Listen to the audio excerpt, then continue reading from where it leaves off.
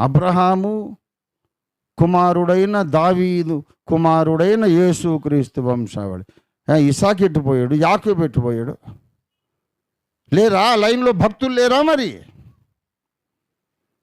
అబ్రహాము కుమారుడు అనడం, అలా పిలిపించుకోవడం యేసయ్యకి ఇష్టమైంది. దావీదు కుమారుడు, భర్తమై పిలిచాడు, దావీదు కుమారుడా యేసు అంటే, ఎవర్రా దావీదు కుమారుడు? బేవహూఫ్, నోర్మై అనలేదు.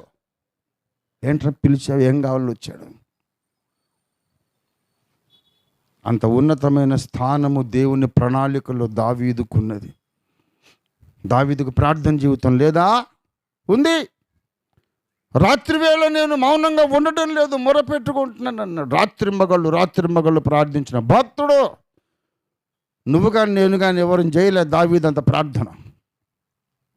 ప్రార్థన జీవితం లేదా? ఉంది. వాక్యం తెలీదా?